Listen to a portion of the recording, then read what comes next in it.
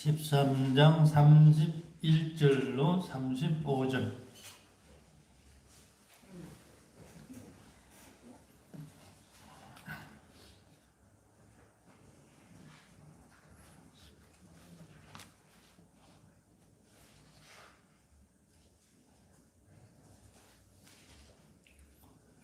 우리 같이 봉독합니다. 곧 그때에 어떤 바리새인들이 나와서 이르되 나가서 여기를 떠나서서 헤롯이 당신을 죽이고자 하나이다. 이르시되 너희는 가서 저 여우에게 이르되 오늘과 내일은 내가 귀신을 쫓아내며 병을 고치다가 제3일에는 완전하여 지리라 하라. 그러나 오늘과 내일과 모레는 내가 갈 길을 가야 하리니 선지자가 예루살렘 밖에서는 죽는 법이 없느니라. 예루살렘아 예루살렘아 선지자들을 죽이고 내게 파송된 자들을 돌로 치는 자여 암탉이 제 새끼를 날개 아래 모음같이 내가 너희의 자녀를 모으려고 한 일이 몇 번이나 그러나 너희가 원치 아니하였도다. 보라 너희 집이 황폐하여 버린 바 되리라. 내가 너희에게 이르노니 너희가 주의 이름으로 오시는 이를 찬송하리로다 할 때까지는 나를 보지 못하리라 하시니라. 아멘. 우리 기도드립니다. 하나님 아버지 은혜와 사랑을 감사드립니다. 오늘도 거룩하고 복되고 거룩한 날, 또 연약하고 허물 많고 무익한 종 서서 하나님의 말씀 또 전합니다. 주의 성령의 도구로 쓰임 받기를 원합니다. 또 오늘 누가복음 말씀 강해될 때 성령의 도우심으로 우리가 이 말씀을 또 깊이 깨닫고 또 이 말씀 안에서 우리가 마땅히 우리가 해야 될 본분과 또 사명을 감당할 수 있는 우리 모두가 되기를 소원합니다. 모두에게 풍성한 은혜 허락하여 주옵소서. 감사와 영광을 주님 앞에 돌리오며 우리 주 예수 그리스도의 이름으로 기도드리옵나이다. 아멘. 할렐루야. 만나서 반갑습니다. 주님의 은혜와 평강이 함께 하시기를 소원합니다. 또 오늘 말씀 듣기 전에 암송 말씀부터 합니다. 시편 23편 1절에서 6절 말씀. 여호와는 나의 목자시니 내가 부족함이 없으리로다. 그가 나를 푸른 초장에 누이시며 쉴 만한 물가로 인도하시는도다. 내 영혼을 소생시키시고 자기 이름을 위하여 의의 길로 인도하시는도다. 내가 사망의 엄침한 골짜기로 다닐지라도 해를 두려워하지 않을 것은 주께서 나와 함께 하심이라. 주의 지팡이요 막대기가 나를 안위하시나이다. 주께서 내 원수의 목전에서 내게 상을 베푸시고 기름으로 내 머리에 바르셨으니 내 잔이 넘치나이다. 나의 평생의 선하심과 인자하심이 정녕 나를 따르니 내가 여호와의 집에 영원히 거하리로다. 아멘. 할렐루야. 아침에 일어나셔가지고 다들 놀랬지요. 아닌 밤에 홍두깨라고 밤에 또 그런 일이 벌어졌어요. 아침에 일어나가지고 이렇게 핸드폰을 열다가 깜짝 놀래가지고 눈을 부비고 보니까 그렇게 많은 젊은이들이 희생이 됐어요. 가슴 아픈 얘기죠. 할로윈이 뭡니까? 할로윈데이가. 이 귀신날 아니 귀신날. 할로윈데 뭐 빼빼로데이 이제 또 올 거예요. 일단 무슨 데이다 무슨 데이다 이거 다 장사치들 또 뭐 그 노란한 건 아니겠어요. 아무튼 앞에서도 우리가 앞부분에도 보았죠. 예루살렘의 망대가 무너져서 18명이 죽었다. 참 불행한 죽음이죠. 또 젊은이들이 거의 150명이 죽었으니 이게 참 여간 일이 아닙니다. 우리가 해야 될 게 이게 회개가 제대로 안 됐구나 하는 생각밖에 안 들어요. 하나님께서 우리를 회개하라고 하시는구나. 다들 회개하시기 바랍니다. 우리가 또 오늘 말씀 듣기 전에 또 지난주 말씀 기억나시는지 모르겠습니다. 지난주에 무슨 말씀을 우리가 했습니까? 하나님 나라를 무엇에 비유할꼬? 하나님 나라가 무엇이냐? 하나님 나라가 뭐냐? 예수님이 우리에게 말씀하시거든요. 그렇습니다. 우리가 교회는 큰 틀에서 하나님 나라를 우리가 세워나가는 거예요. 하나님 나라입니다.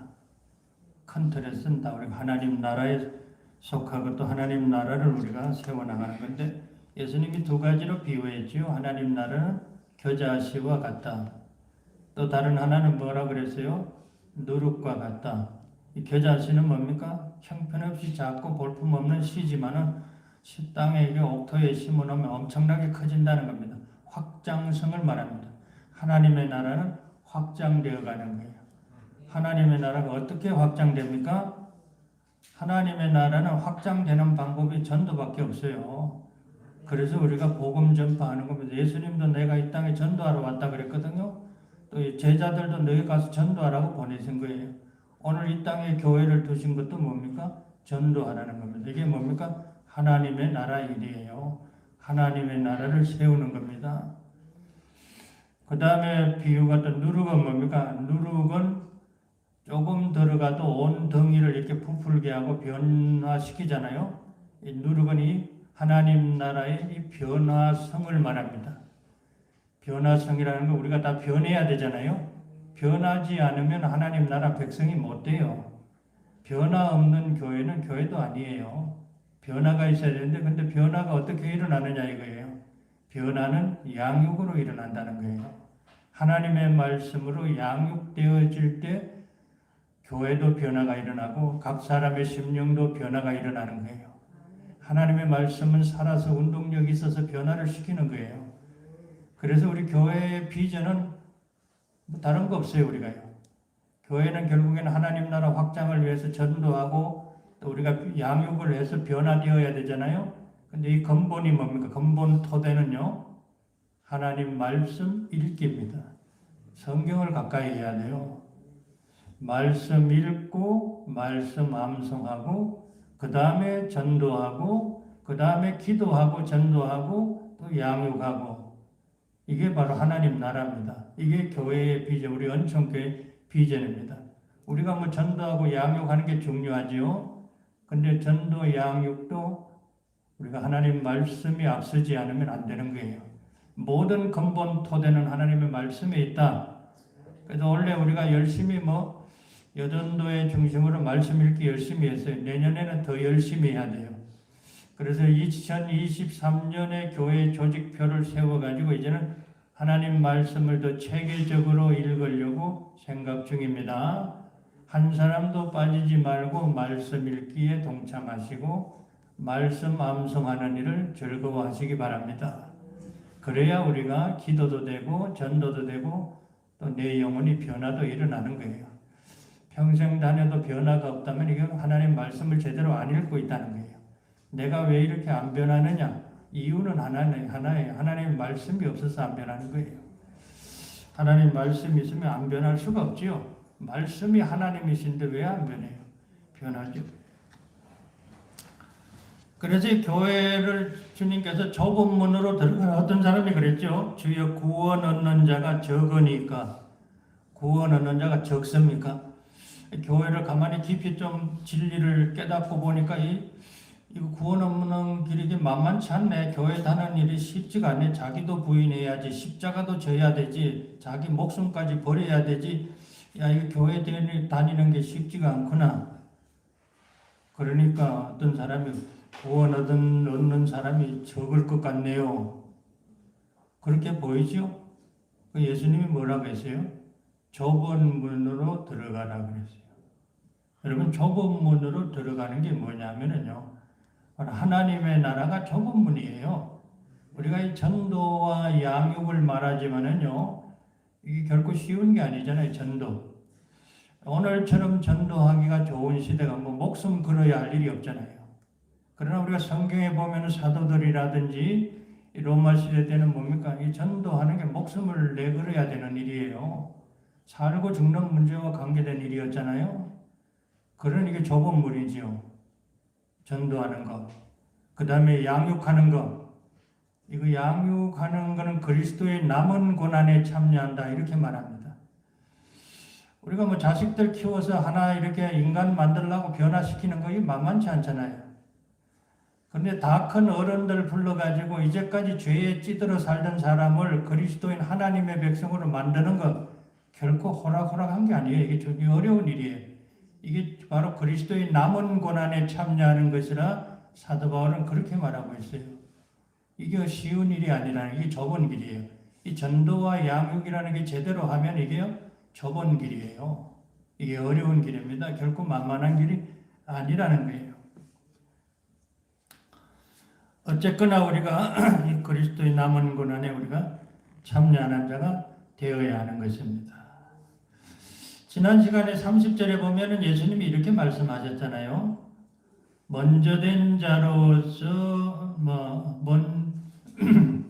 나중된 자로서 먼저 될 자도 있고 먼저 된 자로서 나중될 자도 있느니라. 예수님이 이렇게 말을 하니까 이게 듣고 보니까 이게 좀 저거 우리들에게 하는 소리 같구나 하고 들은 사람들이 있어요. 이게 누구 같아요? 바리새인들이에요.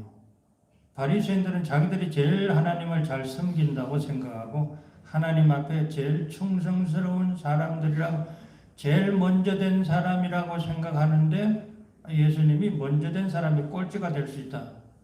이러니까 저것도 우리에게 하는 소리다. 그러니까 예수님이 하는 말마다 뭐가 좀 캥기는 거예요, 이게요. 그러니까 오늘 말씀이 그게 연관이 되는 겁니다. 오늘 말씀이 어떻게 돼요? 보니까요. 바리새인들이 나와서 이르되 예수님께 이렇게 말합니다. 나아가서 여기를 떠나소서 헤롯이 당신을 죽이고자 하나이다. 바리새인 중에 어떤 사람들이 예수님께 이렇게 여기 떠나요. 빨리 가세요. 여기 왜냐하면 헤롯이 당신 죽이려고 해요. 바로 여기가 바로 갈릴리와 베레아 지역이 헤롯이 통치하는 지역이잖아요. 헤롯이 너를 죽이려고 하니까 빨리 떠나라 이거예요. 진짜 헤롯이 죽이려고 해서 떠나라는 것도 뭐 그런 의미도 있겠습니다만은요. 바리새인인 자기도 예수님이 여기 있는 게 싫다 이거예요. 여기는 우리 구역인데, 갈릴리는 우리 구역인데, 베레아는 우리 구역인데, 여기 들어와 가지고 하나님 나라 전파한다고 기적 행하고 병 고치고 막 이러니까 이게 보기 싫은 거예요. 그러니까 내보내고 쫓아보내고 싶은데, 쫓아보내기가 구실이 없으니까 헤롯을 끌어들여 가지고 헤롯이 당신을 죽이려고 하니까 여기를 떠나라.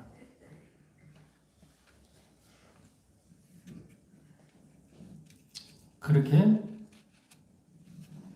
말을 하니까 예수님이 뭐라고 말씀하시느냐면요.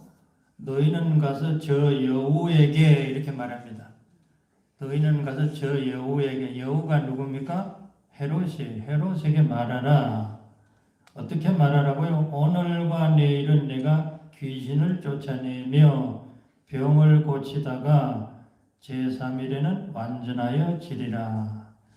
오늘 말씀의 핵심은 이게 바로 여우라는 게 뭐예요?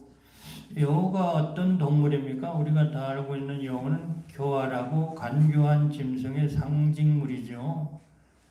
헤롯이 여우라 예수님이 이렇게 표현한 건 뭡니까? 모든 불의한 자, 바로 이 불의한 자라는 거예요. 이게 여우와 같은 불의한 자.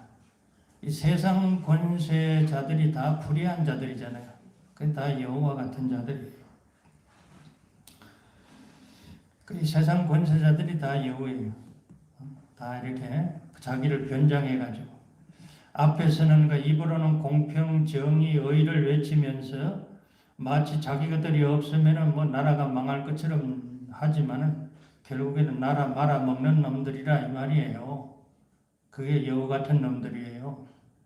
자기들이 없으면 나라가 안 될 것처럼 떠들어대요. 앞에서는요. 온갖 그냥 간교한 입을 놀립니다. 백성들 들으라고 떠들어대요. 좋은 소리. 근데 결국에는 나라 말아먹는 거예요. 그래서 여우는 뭡니까? 포도원 울타리는 허는 자들이다. 나라의 울타리를 허는 자들이다. 나라의 이 근본을 무너뜨리는 자들이 바로 이 여우 같은 이 권세자들이에요. 동의가 돼요? 그런 것 같아요?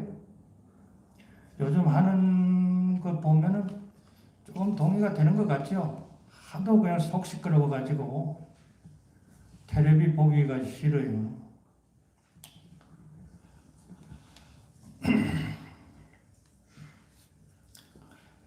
또 요즘 보면은 윤석열이 쫓아내자 하는 그 사람들 또 일어나고 있죠. 통진당 세력이라 이렇게 통진당 세력이 통진당원들을 말하는 거예요. 통진당 세력의 주축은 두 기둥이 있어요. 그게 뭐냐면 전교조하고 민주노총이에요. 이게 통진당 세력들입니다. 이것들이 이제 서서히 또 일어나갖고 이제 한번 쫓아내 보니까 재미가 있었던지 또 쫓아내자구나.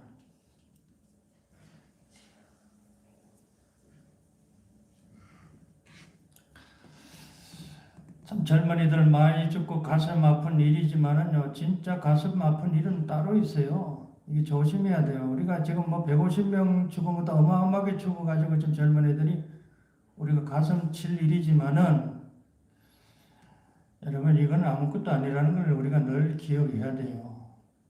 지금 북한에서 지금 핵실험하고 미사일 소화되고, 여러분 이거 왜 이 짓 하는 거예요? 이거요. 한꺼번에 지금 이거는 몇백 명 죽이자고 하는 게 아니에요. 몇십만 명, 몇백만 명 죽이자고 지금 전화리 지기는 건 아니에요. 러시아가 우크라이나 들어가가지고 몇 명이나 죽였어요? 그게 전쟁이란 그거 그런 거예요.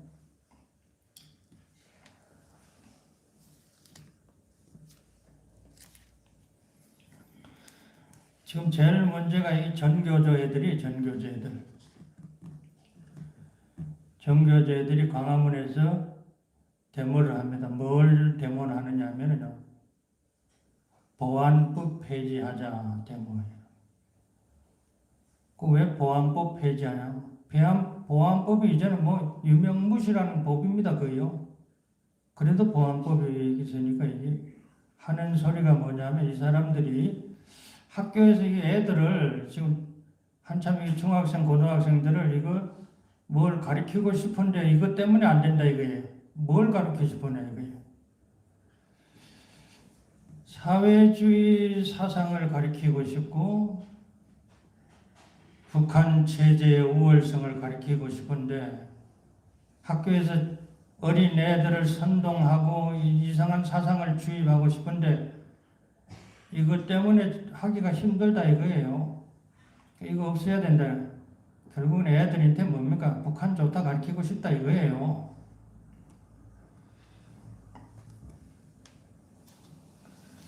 지금 우리 사회가 지금 이 운동권으로 꽉 들어찼잖아요. 운동권요. 제가 전에도 한번 얘기했지만 이 운동권의 세력이 얼마나 어마어마한지 이거요.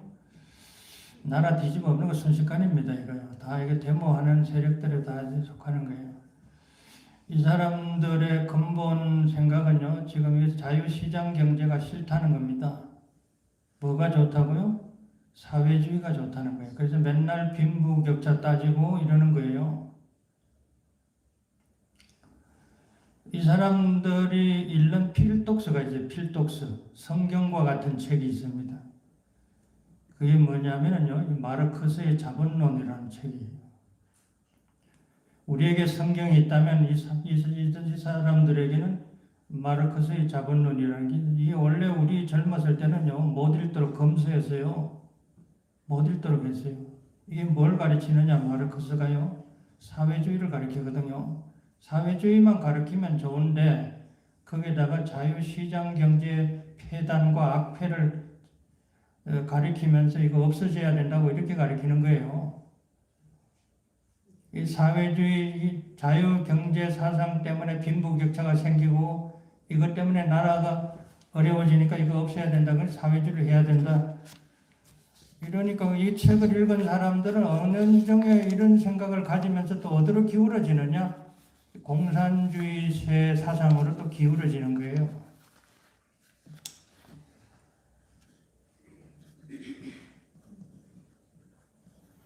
그러면 사회주의가 진짜 공평하냐 이거예요.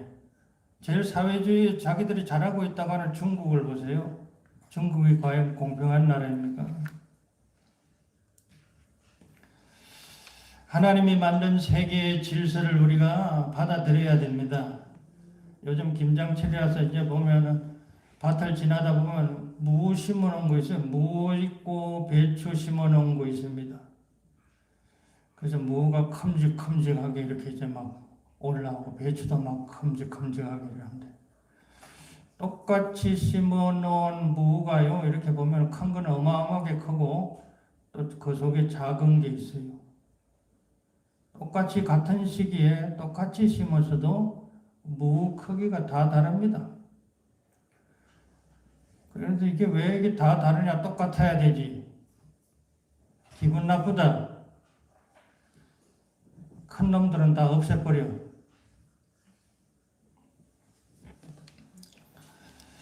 여러분, 이런 사상의 흐름 속에서 우리가 지금 우리 사회가 어지러운 거예요. 그래서 우리가 사람이 누구를 대하고 또 무슨 책을 읽느냐 이게 참 이게 중요한 거거든요. 그러니까 이게 대학 다닐 때 운동권에 들어가려면 이 필독서가 바로 이 자본론이라는 책입니다. 반드시 읽어야지 이게 그 구성원이 돼요.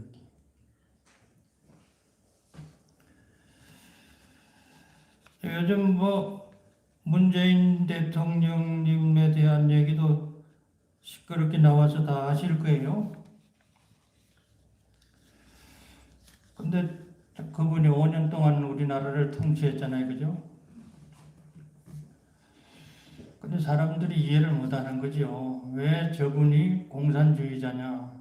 왜 김일성주의자냐? 저런 분이 대통령인데 나라가 멀쩡하게 있는 게 참 신기하다.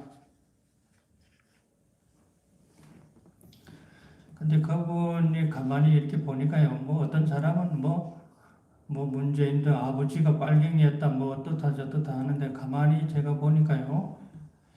이분이 요즘 하는 걸 보니까 이 책 읽는 게 상당히 문제가 있는 분이다 하는 걸 느껴요. 이 신용복의 그 사상을 추종하는 거 그게 그 사람 신용복을 뭐 만났는지 안 만났는지 모르지만 그 책들을 그가 탐독했고 또 요즘 뭐 이제 대통령 그만두고 이제 나와가지고는 또 추천 도서 해가지고 이렇게 추천하는 도서가 있어요. 도서 보면 어떤 책은요 아버지의 해방일지. 아버지의 해방일지가 뭐냐 이게 빨치산 얘기거든요. 빨치산 얘기. 빨치산이 뭔지 뭐 다 알지요. 6.25 공산주의자들이 잔당들이잖아요. 빨진산. 제주 4.3 사건, 그 다음에 여수 순천 반란 사건, 또 광주 사태, 이런데 이 빨치산 세력들이 다 관여했다고 보는 거예요.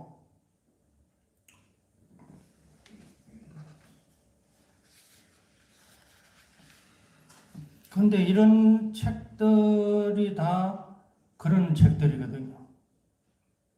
그러니까 저분이 자꾸 저런 책들만 읽으니까 저런 쪽으로 기울어져 가는구나.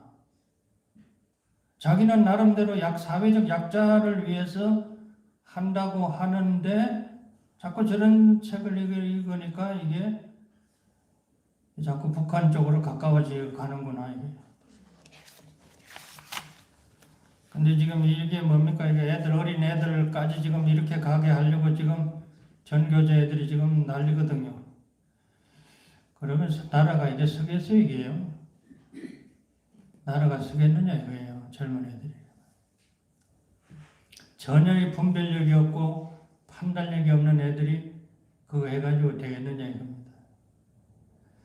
믿는 우리가 정신 바짝 차려야지 아니면은 이게 보통 일이 아닙니다. 사람 몇 명 죽고 이건 아무것도 아니지. 김일성이가 600만 명 죽이고도 눈 하나 깜짝도 안 하는데 저게 변하겠느냐 이거예요. 어떤 사람은 뭐 평화 외치면서 북한하고 자꾸 교류하면 변할 수도 있다 그러는데 그러면 어떻게 생각해요? 북한이 변할 수가 있다고 생각해요?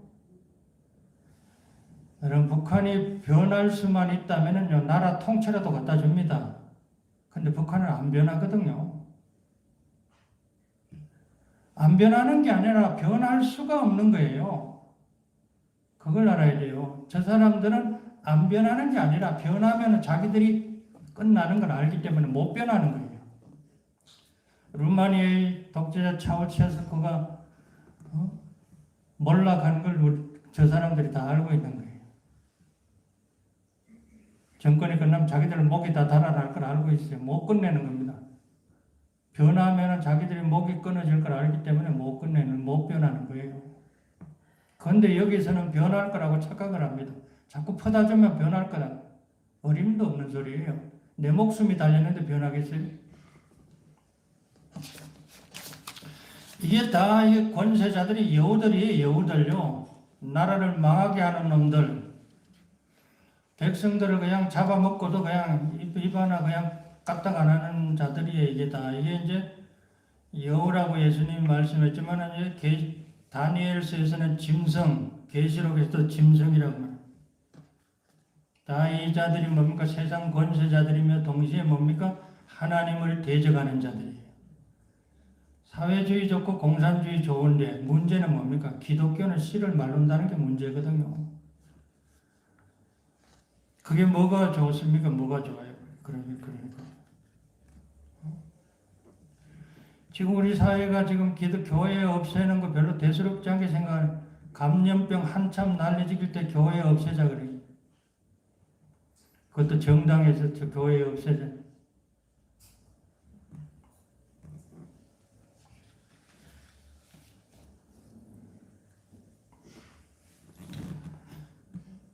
다니엘서에 큰 짐승 넷이 바다에서 나왔는데 그 모양이 각기 다르니 큰 짐승이 넷이 올라왔어요.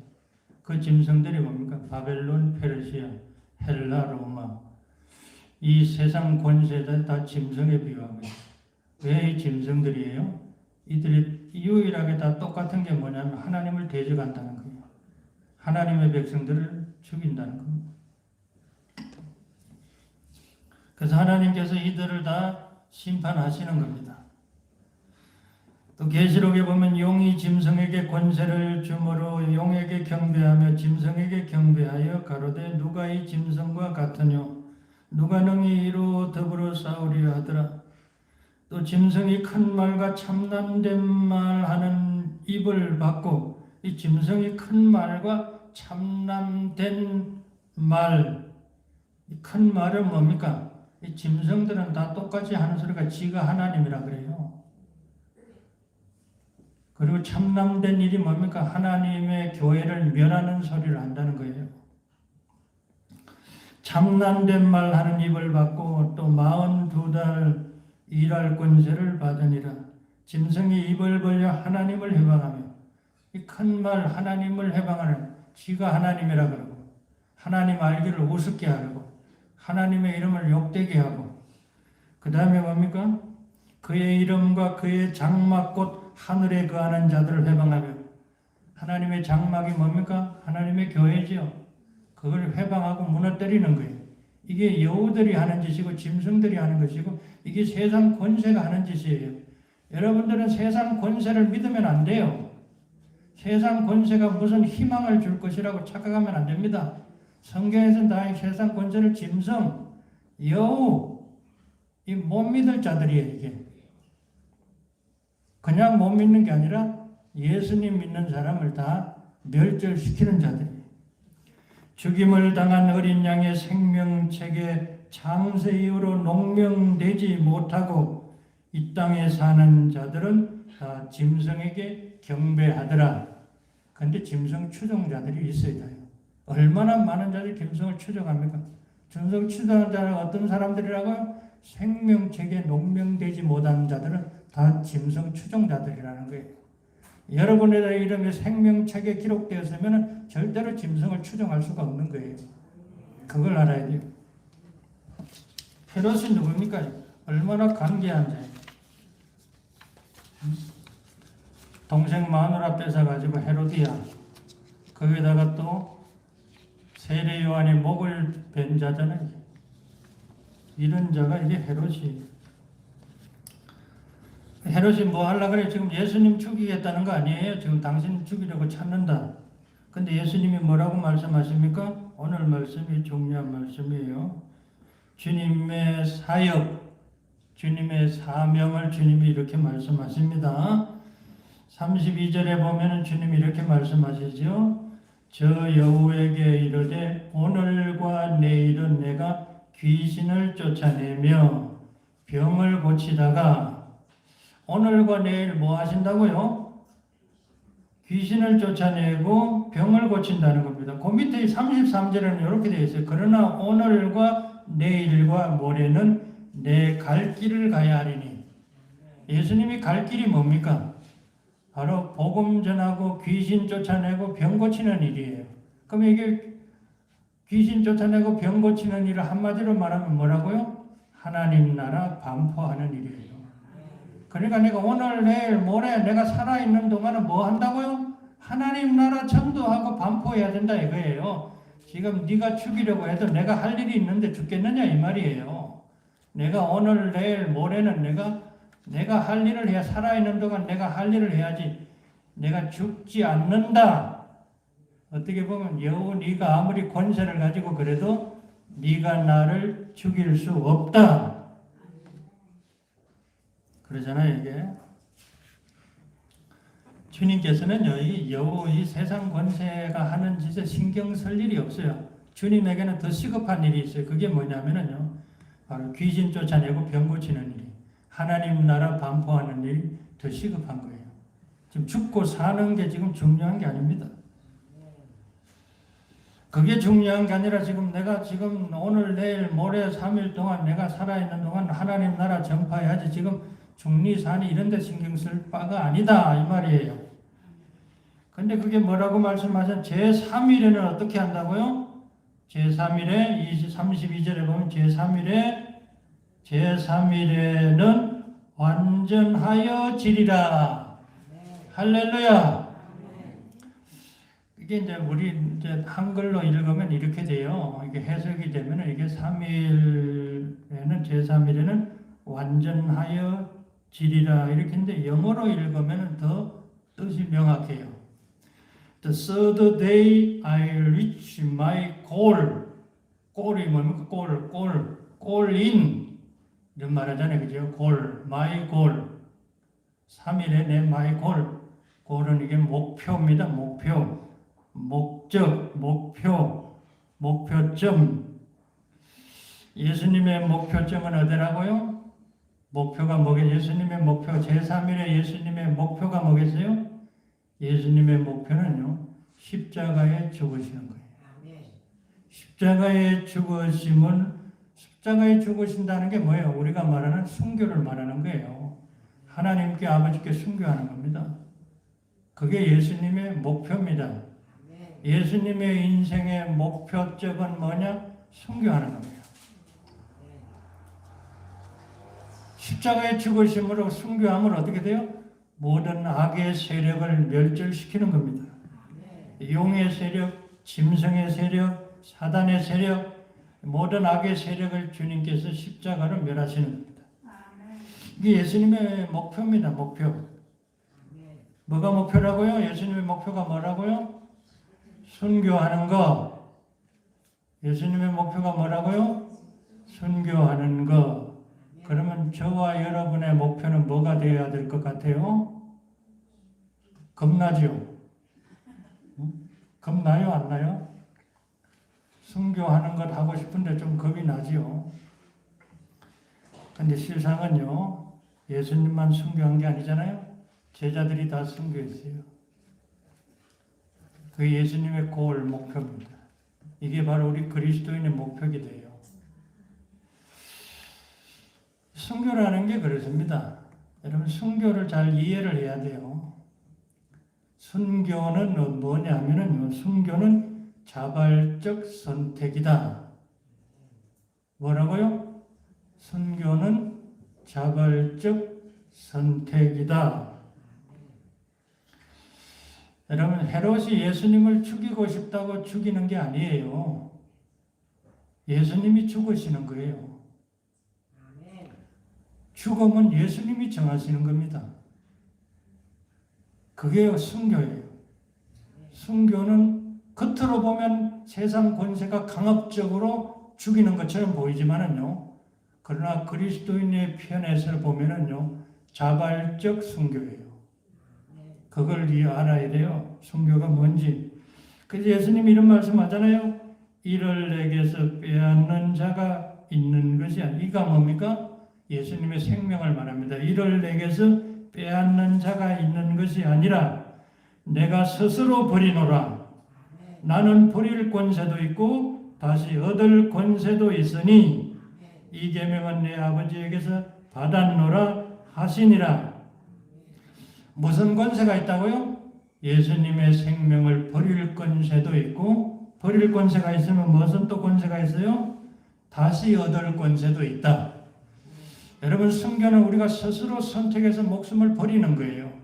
그래서 우리가 또 스스로 다시 얻는 겁니다. 그게 우리가 부활의 영광이고 하나님의 역사입니다. 예수님이 그렇게 말씀해요. 순교는 뭐냐? 선택이라는 거예요. 선택. 여러분도 어느 순간에 올 수도 있어요. 빨갱이들이 내려오면 제일 먼저 뭡니까? 교인부터 없애야 되는 거예요. 왜냐하면 그 맞지를 않는 겁니다. 그 체계가, 사회주의 체계하고 기독교하고는. 그러면 우리가 뭐 어떻게 해야 돼요? 사나 죽나 결정을 해야 되는 거예요. 그때 선택을 해야 돼요. 아이고, 난 살아야 되겠다.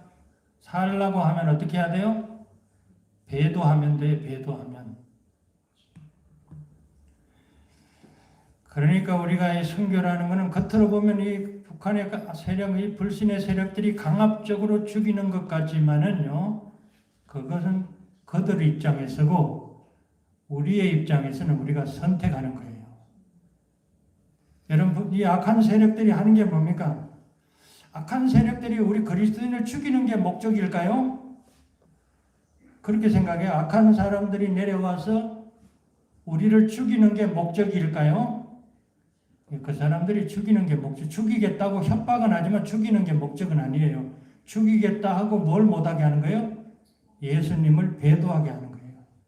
그래서 반드시 단서가 따라와요. 그 사람들에게는. 순교할 때는요. 네가 예수님 부인하면은 순교 안 해도 된다. 살 수 있다. 이게 공통적인 특징이에요. 그러면 그 순간은 어떻게 해야 돼요? 선택을 해야 되는 거예요. 그게 바로 뭡니까? 가장 절정의 믿음입니다. 그게 진짜 믿음이죠. 그 믿는다는 게 뭔가를 보여주는 거예요.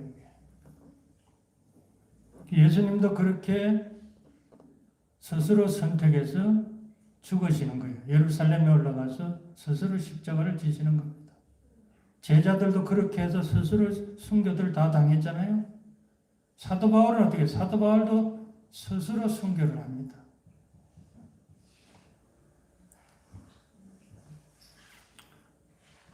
그 빌보에서 보면 이렇게 말을 합니다. 사도 바울이 만일 너희 믿음의 재물과 봉사 위에 내가 나를 관제로 드릴지라도 나는 기뻐하고 너희 무리와 함께 기뻐하리니 관제로 드릴지라도 기뻐한다는 거예요.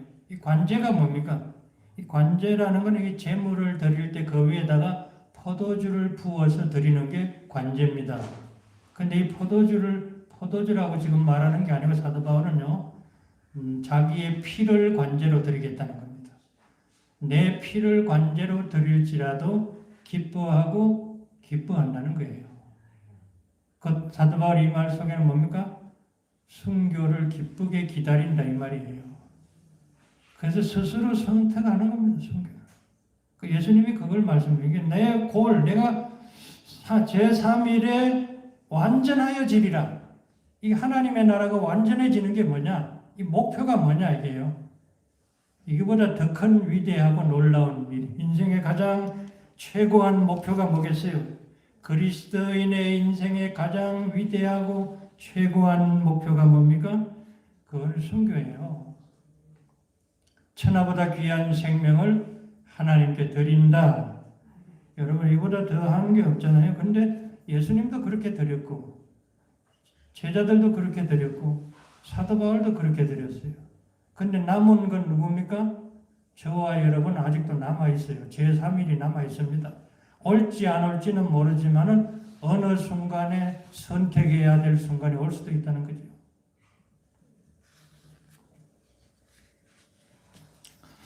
그러니까 우리 그리스도인은 결국에는 살아도 주를 위해서 죽어도 주를 위해서 죽나니 이렇게 말씀합니다. 우리가 살아도 그리스도의 남은 고난을 우리의 몸에 채우는 것이고 죽어도 우리가 하나님께 우리의 목숨을 드리는 것이다. 그래서 사도 바울은 우리가 살아도 주를 위하여 살고 죽어도 주를 위하여 죽나니 그러므로 사나 죽으나 우리가 주의 것이로다. 아멘. 여러분 이런 믿음이 어디에서 나겠어요? 제자들은 예수님의 순교를 제자들은 목격하고 예수님과 같이 순교했어요. 사도 바울의 이런 순교 정신은 어디에서 나올까요? 오늘 우리 그리스도인이 수많은 순교자들이 역사 속에 있었어요. 수많은 정도 수억 명의 순교자들이 있습니다. 그럼 그들이 어떻게 이 두려운 상황 속에서도 바로 순교를 선택할 수 있었느냐 이거예요. 그들에게 이것을 선택할 수 있게 하는 믿음이 어디에서 났느냐 이겁니다. 이 믿음을 알아야 돼요. 믿음의 출처를 알아야 되잖아요. 마지막에 이 믿음을 보일 수 있는 이 믿음의 출처, 이 믿음이 어떤 믿음이었느냐 그 믿음을 알아야 돼요. 그래야 우리도 그 상황이 당할 때 그 믿음을 붙잡게 되는 겁니다. 그 믿음을 말씀드립니다. 그 믿음이 바로 이신칭의의 믿음이에요.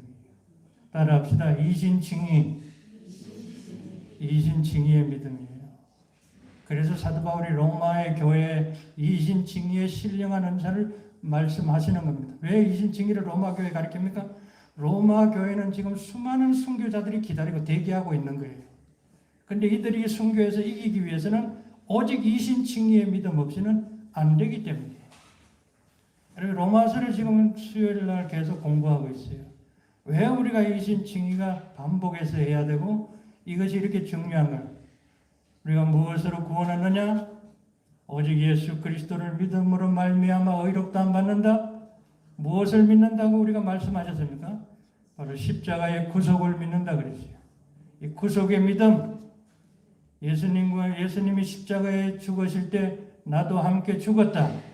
죽은 사람이 죽는 것은 문제가 안 되거든요.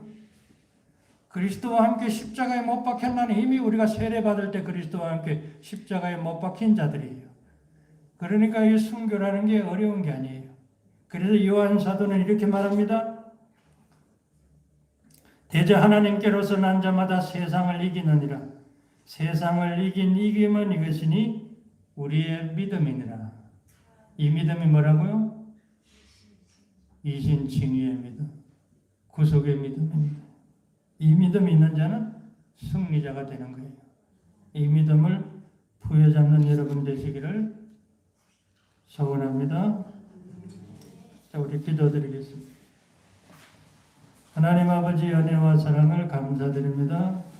오늘도 우리 주님께서 우리에게 주님의 마지막 목표, 주님의 이 목표가 무엇인지를 우리에게 말씀하시고 사도들에게 이 목표를 주시고 또 오늘 우리에게도 이 목표를 주셨사오니 감사합니다. 하나님 우리의 힘으로는 불가능하오니 주께서 은혜를 내리시고 우리가 이신칭의의 믿음을 믿음으로 말미암아 이 모든 것 가운데 승리할 수 있는 승리자들이 되게 하여 주옵소서.